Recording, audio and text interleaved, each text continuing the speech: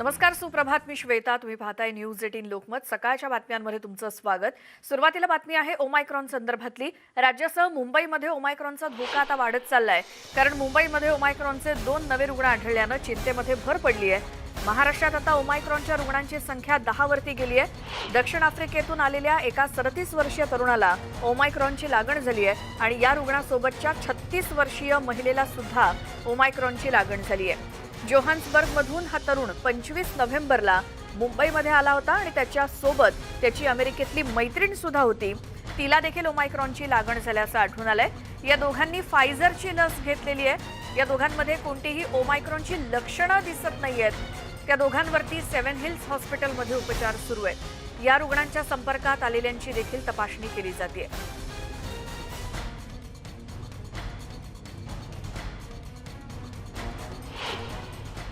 अभी तो लोगों से यही दरख्वास्त है कि जो guidelines government of India, government of Maharashtra और जो भी अर्बन लोकल बॉडीज़ हो उन्होंने जो रिलीज़ की है उसे फॉलो करें, क्योंकि ओमाइक्रॉन का ये धोखा है वो बढ़ते जा रहा है। अभी आपने देखा होगा जो नंबर्स है वो बढ़ रहे हैं। जीन टेस्ट हो या फिर हमारे जो काफ़ी सारे जो RT-PCRs हो उसको हम भारी मात्रा में कर रहे हैं।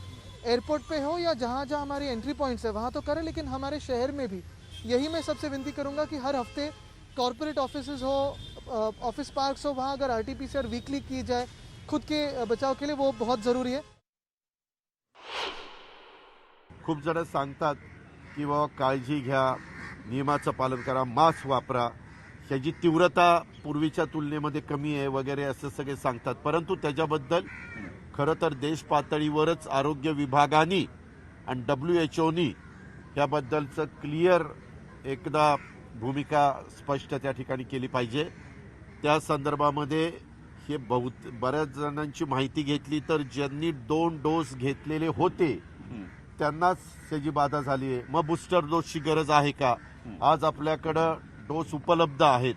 त्याही संदर्भामध्ये ताबडतोब देश पातळीवर निर्णय होण्याची नितांत गरज आहे असं आम्हाला वाटतं. राज्यामध्ये ओमायक्रॉनचा शिरकाव झाल्यानंतर कोणकोणत्या ठिकाणी किती रुग्ण सापडलेत हे आपण ग्राफिक्सच्या माध्यमातून पाहूयात. सुरुवातीला पिंपरी चिंचवडमध्ये एकाच कुटुंबातले 6 जण सापडले. मुंबईमध्ये ओमायक्रॉनचा शिरकाव झाला आणि मुंबईमध्ये 2 रुग्ण सापडले. त्यानंतर सर्वात आधी पिंपरी चिंचवडमध्ये 6 रुग्ण सापडले होते. पिंपरी चिंचवड बरोबरच पुण्यामध्ये सुद्धा 1 रुग्ण सापडलाय आणि राज्यामध्ये सर्वात पहिला रुग्ण हा डोंबिवलीमध्ये 1 रुग्ण सापडला ओमायक्रॉनचा. असे एकूण आता महाराष्ट्रामध्ये 10 रुग्ण झालेत ओमायक्रॉन बाधित. तर वेगवेगळ्या राज्यांमध्ये सुद्धा पाहूयात देशामध्ये कोणत्या राज्यात किती रुग्ण आहेत. महाराष्ट्रामध्ये ओमायक्रॉनचे 10 रुग्ण आहेत आतापर्यंत. कर्नाटकात 2 आहेत. गुजरातमध्ये 1 रुग्ण आहे. महाराष्ट्र, कर्नाटक, गुजरात, राजस्थानमध्ये 9 रुग्ण आहेत. त्याचसोबत दिल्लीमध्ये सुद्धा 1 रुग्ण आहे. सर्वाधिक रुग्ण महाराष्ट्रामध्ये एकूण 10 आहेत आणि संपूर्ण देशभरातले ओमायक्रॉन बाधित रुग्ण आहेत एकूण 23.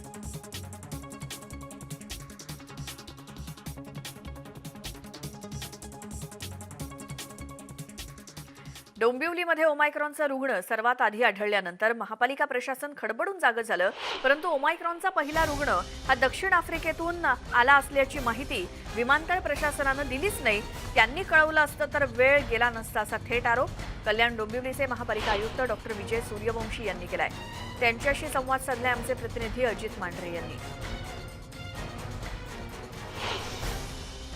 आपल्यासोबत कल्याण डोंबिवली महानगरपालिकेचे आयुक्त डॉक्टर विजय सूर्यवंशी साहेब आहेत. सूर्यवंशी साहेब, आपल्या एक महाराष्ट्रात सगळ्यात पहिला पेशंट जो आहे तो डोंबिवलीमध्ये आढळलेला आहे. अतिशय वाईट गोष्ट आहे ही. त्याची परिस्थिती कशी सध्या? सध्या त्या रुग्णाची प्रकृती उत्तम आहे. त्यांना कोणतेही सिम्पटम्स आता सध्या नाही आहेत. साहेब, या पेशंटबद्दल असं म्हटलं जाते की हा जो पेशंट आहे हा जेव्हा साऊथ आफ्रिकेहून इकडे आला, मधल्या काळात त्याने south Africa, Dubai, Delhi, Mumbai असा प्रवास केला आणि तो मुंबई एअरपोर्टवरून घरपर्यंत गेला. पण या दरम्यान कुठल्याच अथॉरिटीने त्याचा एक रिपोर्ट जो होता दिल्लीचा तो पॉझिटिव्ह आलेला आहे. तो कुठल्या अथॉरिटीपर्यंत पोहोचलेला नव्हता किंवा पोहोचवला गेला नाही, सांगितलं गेलं नाही. बरोबर आहे. आम्हाला ते पेशंट ज्या दिवशी इथे त्यांनी आपल्या एका लॅबमध्ये टेस्टिंगला गेले आणि त्यांनी जेव्हा त्यांची हिस्ट्री सांगितली तेव्हा लॅबवाल्यांनी पहिल्यांदा आमच्याकडे संपर्क केला. कोणत्या लॅबने? म्हणजे प्रायव्हेट लॅब आहे, प्रायव्हेट लॅबने, अथॉरिटीने कुठले नाही, मुंबई एअरपोर्ट अथॉरिटीने. अथॉरिटी नाही. पण करणं गरजेचं होतं. नाही, आता ज्याप्रमाणे प्रोटोकॉल त्यांना दिला असेल त्याप्रमाणे त्यांनी आता पण 27 साधारण सर दिल्ली ते मुंबई प्रवासाला बराच वेळ लागतो. तो बाहेर इथे येतो, इथून घरी येतो, त्याला ताप येतो, तेव्हा तो जाऊन टेस्ट करतो आणि त्यानंतर कळवतो. पण ह्या मधल्या काळामध्ये एअरपोर्ट अथॉरिटीने कुठले, दिल्ली असेल मुंबई असेल, तुम्हाला मेल येतो, मग एकतर तुमच्या मेलमध्ये ती माहिती नसावी किंवा त्यांनी तुम्हाला संपर्क केला नाही, असं आहे का?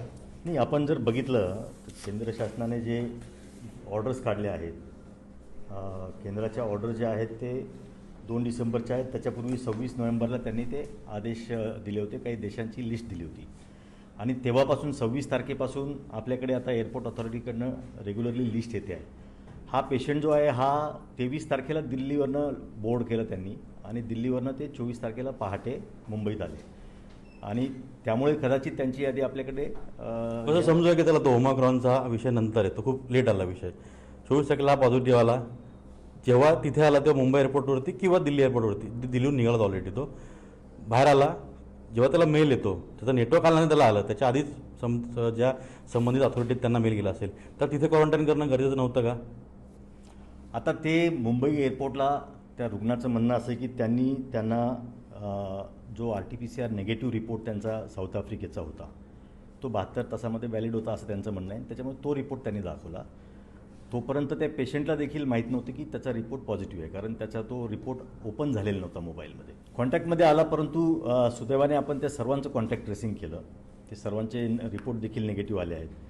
हां, जर त्यांना रिपोर्ट लगेच कळाला असता आणि ऑथॉरिटीने जर आपल्याला कळवलं असतं तर आपण त्याला इमिजिएट क्वारंटाईन केलं असतं. ठीक आहे. आता ह्याच्या संपर्कात आलेले बरेचसे असे लोक आहेत की जे निगेटिव्ह आहेत, पण असे कुठल्या हायरिक्सवरती आहेत की जे असं वाटू शकतं की बाबा ह्यांना पण पुढे धोका आहे?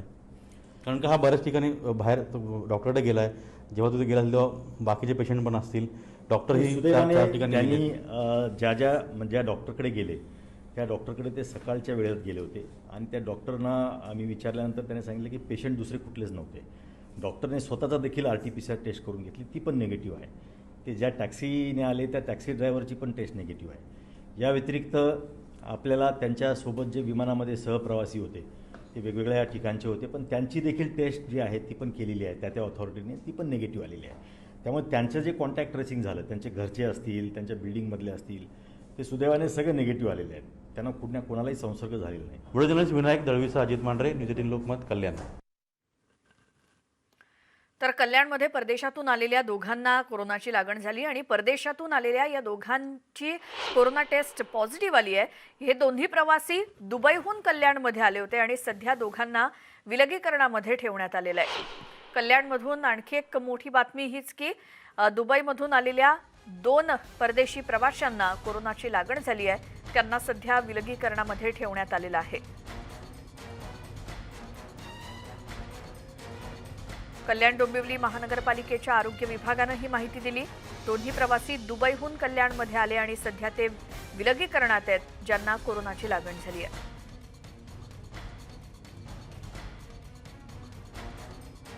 आता बातमी आहे एसटी कर्मचाऱ्यांच्या संपाबाबतची, कारण कामावर न परतलेल्या कर्मचाऱ्यांना आता मेस्मा लागण्याची शक्यता आहे. कॅबिनेटच्या बैठकीत हा मेस्माचा निर्णय घेतला जाऊ शकतो. मेस्माबाबतच्या आता आगामी कॅबिनेटमध्ये चर्चा होण्याची शक्यता वर्तवली जाते. त्यामुळे जर संपकऱ्यांवरती मेस्मा लावला तर त्याचे काय परिणाम होऊ शकतात यावर देखील मुख्यमंत्र्यांसोबत चर्चा होऊ शकते.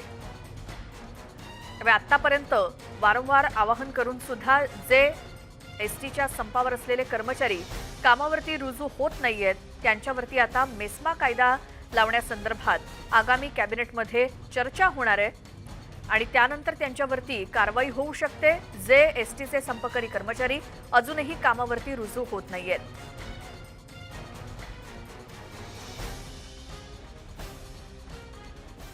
जालन्याच्या भोकरदनमध्ये एसटी बसवरती दगडफेक करण्यात आली. जाफराबाद आगाराच्या बसवरती ही दगडफेक झाल्यानं बस चालकाच्या केबिनच्या काचा फुटल्यात. भोकरदनहून ही बस जाफराबादला जात होती आणि या घटनेत कुणीही जखमी झालं नसलं तरी एसटी बसचं नुकसान झालंय. या प्रकरणी बस चालकाच्या फिर्यादीवरून भोकरदन पोलिसांनी गुन्हा दाखल करून घेतलाय. या प्रकरणी अधिक तपास भोकरदन पोलीस करतायत. काही कर्मचारी पगारवाढ मिळाल्यानं कामावरती दाखल झाल्यानंतर ही बस तब्बल महिनाभरानंतर रस्त्यावरून धावली होती.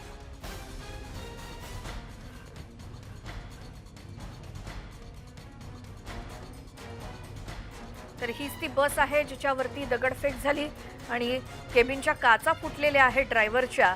त्यानंतर ड्रायव्हरनंच फिर्याद दिली, कारण इतके दिवस संपावरती होते कर्मचारी. काहीच कर्मचारी कामावरती रुजू झाल्यानंतर पहिली बस ही ज्या वेळेला आगाराच्या बाहेर पडली, भोकरदन ते जाफराबाद अशी ही बस होती. मात्र ही बस बाहेर पडल्यानंतर तिच्यावरती दगडफेक करण्यात आली. यामध्ये सुदैवानं कुणी जखमी झालेलं नसलं तरी बसचं मात्र नुकसान झालंय. भोकरदन बसवरती ही दगडफेक झाली. इतके दिवस एसटी आगाराच्या बाहेर पडलेली नव्हती, मात्र जसजसे कर्मचारी कामावरती रुजू होऊ लागले तसतशा बस बाहेर पडायला सुरुवात झाली आणि ही बस बाहेर पडल्यानंतर तिच्यावर मात्र दगडफेक झाली आहे. आमचे प्रतिनिधी विजय कमळे पाटील आपल्यासोबत फोनलाईनवरती आहेत. विजय, एकतर इतके दिवसांनी ही बस बाहेर पडल्यानंतर दगडफेक नेमकी केली कोणी हे कळलंय का? श्वेता, आपल्याला माहिती आहे गेल्या सुमारे 1.5 महिन्यापासून एसटी कामगारांचा हा संप चालू आहे. त्यामुळे जालन्यामध्ये एसटीची चाके थांबलेली होती. परंतु अनिल परब यांनी जो मेस्मा कायदा लावण्याचा इशारा दिला त्यानंतर जालन्यातल्या भोकरदन आगारामधील काही एसटी कामगारांनी कामगार परतून बस चालवण्यास सुरुवात केली. दरम्यान भोकरदनहून सदर बस ही जाफराबादकडे जात असताना तोंडाला मास्क बांधलेल्या अज्ञात 2 वाहन चालकांनी येऊन बसवर अचानक दगडफेक केली. त्यामुळे नेमकं दगडफेक केली कोणी हे अद्याप कळू शकले नाही. दरम्यान या संदर्भात भोकरदन पोलीस ठाण्यामध्ये गुन्हा नोंद करण्यात आलेला असून पोलीस अधिक तपास करत आहेत. श्वेता जी विजय, यामध्ये प्रवासी किती होते? कारण भोकरदन ते जाफराबाद अशी ही बस निघालेली असताना कोणी जखमी झालेलं नाही असं कळतंय, मात्र प्रवासी होते का? श्वेता, या बसमध्ये सुमारे 10 ते 12 प्रवासी होते. परंतु सुदैवाने कुठल्याही प्रवाशाला काही इजा झाली नाही. परंतु बसची काच फुटल्यामुळे बसचं थोडाफार प्रमाणात यामध्ये नुकसान झालेलं आहे. श्वेता विजय, धन्यवाद दिलेल्या माहितीसाठी. तर भोकरदन जवळ बसवरती झालेली दगडफेक आणि मेस्मा कायदा आता जे कर्मचारी कामावरती रुजू होणार नाहीत त्यांच्यावरती लावण्याचा इशारा दिल्यानंतर संतप्त काही 2 अज्ञात व्यक्ती आल्या आणि त्यांनी या बसवरती थेट दगडफेक केली. ओबीसींच्या राजकीय आरक्षणाच्या मुद्द्यावरून महाविकास आघाडी सरकारला आणखी एक मोठा झटका बसलाय. स्थानिक स्वराज्य संस्थांमध्ये ओबीसी समाजाला 27% आरक्षण देता येणार नाही असे आदेश सुप्रीम कोर्टानं राज्य निवडणूक आयोगाला दिलेत आणि राज्य सरकारचा अध्यादेश गृहीत धरता येणार नाही असं सांगत राज्य सरकारच्या अध्यादेशाला पुढील सुनावणीपर्यंत स्थगिती देण्यात आली आहे. वॉर्डनिहाय ओबीसींचा डेटा मिळत नाही तोपर्यंत निवडणुका घेता येणार नाहीत असं निरीक्षण सुप्रीम कोर्टानं नोंदवलंय. अशावेळी फेब्रुवारीमध्ये 23 महापालिका, 25 जिल्हा परिषदा, 299 पंचायत समित्या आणि 285 नगर परिषदांच्या निवडणुका होण्याची शक्यता आहे. या पार्श्वभूमीवर सर्वोच्च न्यायालयाचा हा निर्णय राज्य सरकारसाठी मोठा धक्का मानला जातोय. सर्वसाधारण एससी आणि एसटींसाठी राखीव असलेल्या जागांवरच्या निवडणुका घेता येणार असा निर्वाळा देण्यात आलेला आहे. राज्यामध्ये सध्या नगरपालिका, नगरपंचायती, भंडारा आणि गोंदिया जिल्हा परिषद आणि त्या अंतर्गत येणाऱ्या पंचायत समित्यांच्या निवडणुका सुरू आहेत आणि या निर्णयामुळे राज्यातल्या राजकारणावरती मोठा परिणाम होणार असल्यानं हा मुद्दा चांगलाच पेटण्याची शक्यता आहे. या संदर्भात कोर्ट काय म्हणालंय हे आपण ग्राफिक्सच्या माध्यमातून पाहूयात. स्थानिक स्वराज्य संस्थांमध्ये ओबीसींना 27% आरक्षण देऊ शकत नाही असं कोर्टानं म्हटलंय. त्यामुळे पुढील आदेशापर्यंत हा अध्यादेश स्थगित करावा किंवा गृहीत धरू नये राज्य सरकारचा हा अध्यादेश असं सर्वोच्च न्यायालयाचं म्हणणं आहे. पुढील आदेशापर्यंत अध्यादेश स्थगित करावा. त्याचबरोबर वॉर्डनिहाय ओबीसींचा डेटा मिळेपर्यंत निवडणुका काही घेता येणार नाहीत असं निरीक्षण सर्वोच्च न्यायालयानं नोंदवलंय.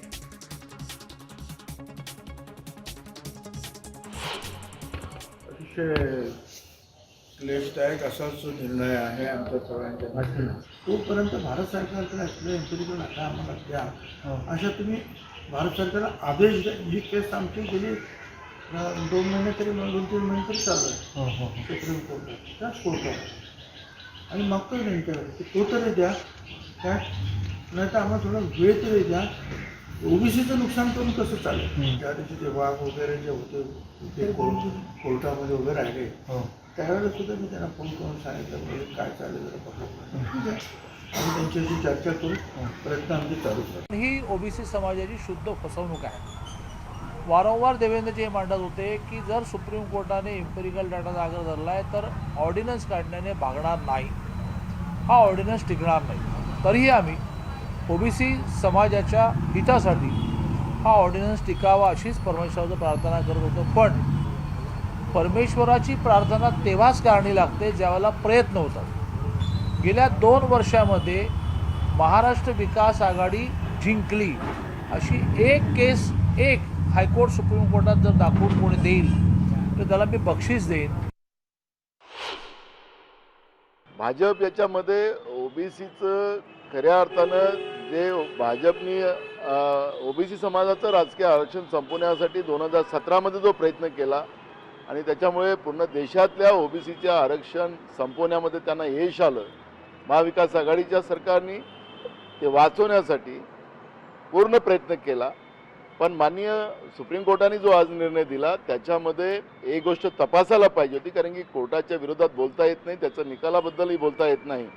पण एक ओबीसी समाजाचा कार्यकर्ता आणि नेता म्हणून माझी एक भूमिका त्याच्यामध्ये एक स्पष्ट आहे की राज्य सरकारने जेव्हा 50%च्या आत या ओबीसीच्या आरक्षणाला मान्यता देऊन अध्यादेशाच्या माध्यमातून हे आरक्षण मान्य केलं होतं, ते कुठल्या आधारावर माननीय सुप्रीम कोर्टाने त्याच्यावर स्टे दिला हा एक प्रश्न आमच्या समोर आहे. या सरकारला माहित होतं की जर एखाद्या केसमध्ये निकाल आला आहे त्याप्रमाणे जर वागलो नाही आणि विपरीत अध्यादेश काढला तर तो अध्यादेश टिकणार नाही, हे सरकारला माहित होतं. या सरकारमधले काही झारीचे शुक्राचार्य, या सरकारच्या मंत्रिमंडळातले काही झारीचे शुक्राचार्य यांना ओबीसीच्या आरक्षणाच्या जागेवर सुभेदार आणि पैसेवार लोक आणायचे आहेत, हे त्यांनी षडयंत्र करून जाणीवपूर्वक अध्यादेश काढला आणि ओबीसी समाजाला फसवलं. ओबीसी समाजाचा फुटबॉल केला. या सरकारच्या मंत्र्यांना, या सरकारला आम्ही सोडणार नाही. महाराष्ट्रभर आम्ही आंदोलन करू. खऱ्या अर्थाने तुम्ही जर ठरवलं की प्रत्येक गावात आपला ग्रामपंचायतचा सरपंच किंवा ग्रामसेवक ठरलेला आहे, जिल्हा लेवलला कलेक्टर आहे, पूर्ण डिपार्टमेंट आपल्या हातात आहे आणि एका गावाची जनगणना करण्यासाठी खूप वेळ लागत नाही, 5 ते 6 दिवसामध्ये एक ग्रामसेवक एका गावाची जनगणना करू शकतो. एवढं सगळं तुमच्या समोर असताना सुद्धा तुम्ही ओबीसीला न्याय देऊ शकत नाहीत. येणाऱ्या काळामध्ये केंद्र सरकार असेल किंवा राज्य सरकार असेल, तुम्हाला ओबीसी माफ करणार नाही, ही आमची ठाम भूमिका आहे. येणाऱ्या काळामध्ये जे जे इलेक्शन होतील त्या इलेक्शनला आम्ही ओबीसीच्या माध्यमातून तुम्हाला विरोध करणार आहेत. ब्रेकनंतर स्वागत सकाळच्या बातम्यांमध्ये. पुढची बातमी उत्तराखंडच्या हिमालयातील हवामानामध्ये पुन्हा एकदा बदल झालाय. केदारनाथ धामसह इतर उंच डोंगरांवर बर्फवृष्टी झाली आहे. या मोसमातली पहिलीच केदारनाथमधली ही बर्फवृष्टी आहे. इथे बर्फ पडलाय. दूधगंगा, चोरबारी, वासुकीतालसह गरुड चट्टी आणि भैरव मंदिराच्या आजूबाजूला बर्फवृष्टी झाली आहे. केदारनाथ धाममध्ये 1 फुटापेक्षा जास्त बर्फ साचलाय. त्यासोबत मदमहेश्वर, तुंगनाथ, चंद्रशिला इत्यादी ठिकाणी सुद्धा बर्फवृष्टी झाली आहे. अनेक पर्यटन स्थळांवरती बर्फवृष्टी झाल्यामुळे पर्यटक मात्र आनंदित झालेत आणि या बर्फवृष्टीचा आनंद लुटतायत.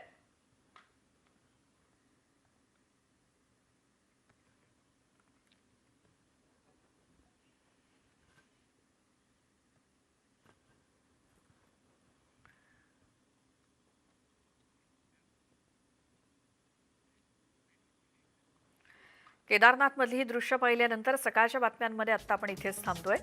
एक महत्त्वाची आठवण ती म्हणजे महत्त्वाच्या आणि ताज्या बातम्यांसाठी आमचं न्यूज18 लोकमतचं यूट्यूब चॅनल सबस्क्राईब करा. बाजूला असलेल्या बेल आयकॉनवर क्लिक करा. फेसबुक आणि ट्विटरवरती सुद्धा मला फॉलो करत राहा.